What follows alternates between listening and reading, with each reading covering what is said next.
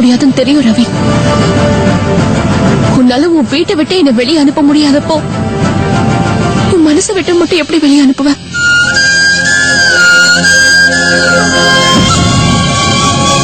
ரவி, எனக்கு நல்லா தெரியும் இன்னைக்கு கூட நீ என்ன உயிருக்கு உயிரா காதலிக்கிற. அப்புறம் எதுக்காக நீ இப்படி பயப்படுற? அன்னைக்கு எல்லாரும் முன்னாடி என்ன கல்யாணம் படிக்கிட்டல. அப்படி இருக்கும் போது ஏன் என்ன உள்ள கூட்டிட்டு வர முடியல?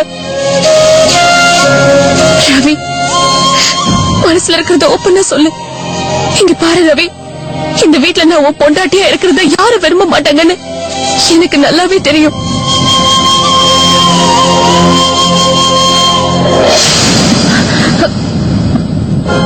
ஆனா நீ எதுக்காக பயப்படுற? பிளீஸ் ரவி, உன் மனசுல இருக்கிறத வெளிப்படையா சொல்லிடு பிளீஸ்.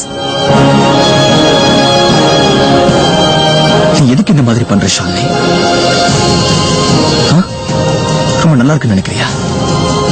இல்ல உனக்கு இதெல்லாம் விளையாட்டா இருக்கா? எதுக்கு இப்படி எல்லாரும் முன்னாடி என்னையும் உன்னையும் சேர்த்து அசிங்கப்படுத்திட்டு இருக்க? ஷாலினி, நம்ம இதயத்தோட சம்பந்தப்பட்டிருக்கிற உறவு உண்மையோ பொய்யோ அது வாழ்க்கையோட சம்பந்தப்படணும்னு அவசியம் இல்லை. அதனாலதான் வாழ்க்கை முன்னேறி போயிட்டு இருக்கும் போது சில உறவுகள் பின்தங்கி போயிடுது. ஷாலினி, நம்ம கல்யாண உறவுங்கிறது உடைஞ்சு போயிடுச்சு. அந்த கதையை முடிஞ்சிருச்சு. நீ எதான என்ன வேணாம் சொல்லி விட்டுட்டு போன. இப்ப எதுக்காக நீ திரும்ப வரணும்? என்ன இருக்கு நமக்குள்ள?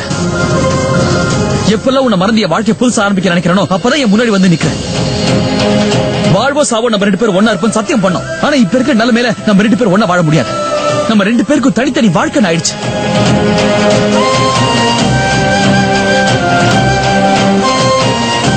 ஷாலினி, நான் உன்னை எப்ப காதலிக்க ஆரம்பிச்சனோ அந்த நிமிஷமே ஒரு உண்மை புரிஞ்சுது. நம்ம 2 பேரும் வாழ்க்கை பூரா ஒண்ணு சேர முடியாது. ஏன்னா நீ என் முதலாளியோட மக ஷாலினி. நான் உங்ககிட்ட வேலை பார்த்த டிரைவருடைய பையன். நம்ம மனசுல உள்ள இந்த இடைவெளி இருக்கு பத்தியா, இது பணத்தினால வந்தது இல்ல, நம்ம அந்தஸ்துனால வந்தது. இதுல தலையெழுத்து கிழிச்ச கோட்டுக்கு இந்த பக்கம் நான் இருக்கேன் ஷாலினி. நீ நிக்கிறது கோட்டுக்கு அந்த பக்கம். அதனாலதான் என் காதல் இன்னும் ஒரே பக்கமா இருக்கு. ஒரு கட்டத்துக்கு அப்புறம் நீ எனக்கு சொந்தமா வாங்குற தோட்டம் எனக்கு இல்லாம போயிடுச்சு பத்தியா. நமக்குள்ள சின்ன வயசுல இருந்து ஏற்பட்ட நட்பு காலத்தோட கட்டாயத்தாலதான் கல்யாணமா மாறிச்சு. நானும் சந்தோஷப்பட்டேன். இந்த உலகத்திலேயே எல்லாரையும் விட நான் தான் கொடுத்து வச்சவனும் தோணுச்சு. இந்த உலகத்தோட மிகப்பெரிய சந்தோஷம் எனக்கு கிடைச்சது தெரிஞ்ச உடனே அது உனக்கும் கொடுக்கணும்னு ஆசைப்பட்டேன் ஷாலினி. நமக்குள்ள இருந்த நட்பை நான் காப்பாத்திட்டேன்.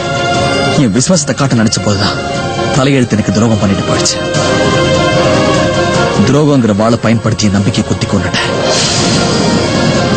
அந்த வலிதான் உன்னை வெறுக்க வச்சது. அப்பதான் நீ என் மேல அன்பு காமிக்கிற. நீ காமிச்ச அன்பு எனக்கு புரிய வச்ச விஷயம் என்ன தெரியுமா? நானே இது வேண்டாம் நினைச்சாலும் சரி உன்னை வெறுக்க முடியாத அளவுக்கு என்ன காதலிக்க வச்சுட்டேன்.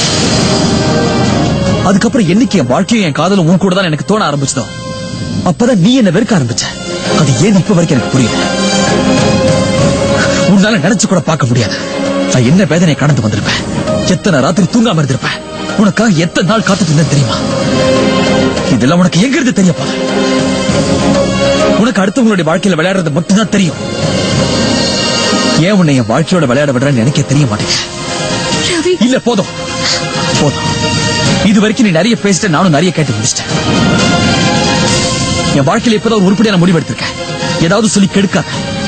நான் ரித்திகாவை கல்யாணம் பண்ணிக்கிறேன்னு சொல்லி வாக்கு கொடுத்திருக்கேன். நான் கொடுத்த வாக்கை காப்பாத்தி ஆகணும்.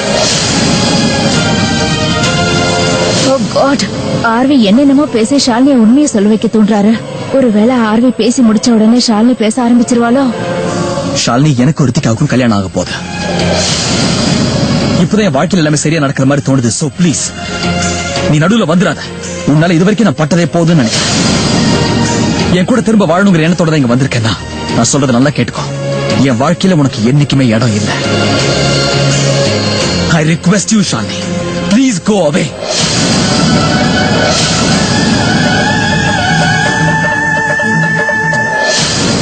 டிவோர்ஸ் பேப்பர்ஸ்ல நம்ம 2 பேருமே சைன் பண்ணியாச்சு. இனி புதுசா பிரியறதுக்கு ஒண்ணும் இல்ல. நீ என் மனைவிங்கிற உறவை என்னைக்கோ முடிஞ்சிருச்சு. உங்க 2 பேருக்குள்ள எந்த உறவும் இல்லைன்னு யார் சொல்லுங்க?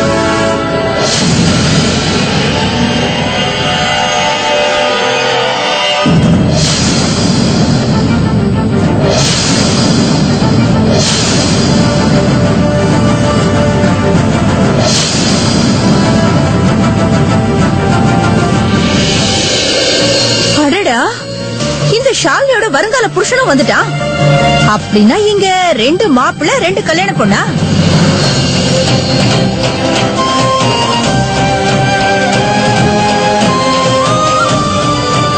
ஷாலினிக்கும் உனக்கு நடந்த கல்யாணம் டிவோர்ஸ்ல முடிஞ்சிருச்சுன்னு யார் சொன்னா? You are not divorced.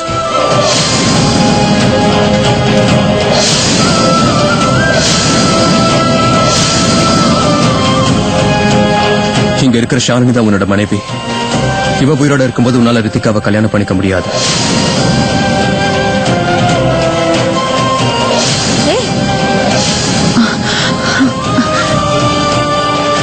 What Shekar, என்ன வளரிட்டு இருக்க? இது கோர்ட் ரூம்லன்னு எனக்கும் நல்லா தெரியும்.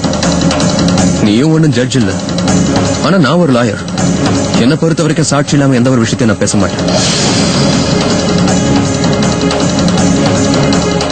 உன் உறவுக்கான சாட்சி இந்த டாக்குமெண்ட்ஸ்ல இருக்கு. தட் மீன்ஸ் உன்னோட டிவோர்ஸ் பேப்பர்ஸ். இந்த பேப்பர்ஸ்ல ஷாலினியோட சைன் எந்த இடத்துலயுமே இல்ல. அப்படின்னா இந்த டிவோர்ஸ் இல்லாது.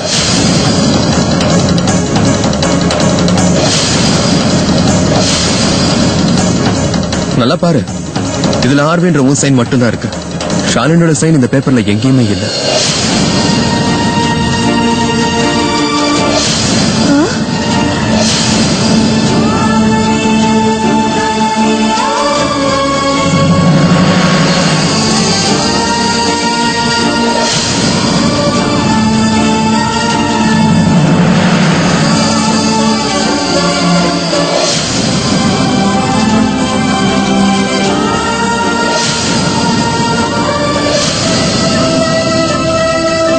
பார்த்து பொறுமையா தேடு.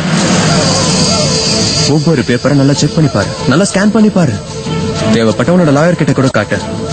உன்னோட டிவோர்ஸ் அப்ளிகேஷன் ரிஜெக்ட் ஆயிடுச்சு மிஸ்டர் ஆர்பி, ஷாலினியோட சைன் இல்லைன்ற ஒரே காரணத்துக்காக.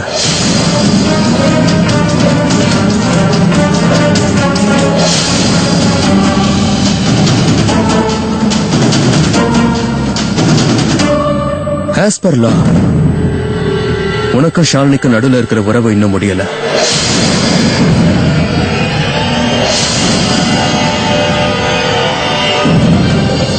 வேணும்னா நீ ரித்திகா கூட கொஞ்ச நாள் இருந்திருக்கலாம். பட் டெக்னிக்கலி ஷாலினி மட்டும்தான் உன்னோட வைஃப்.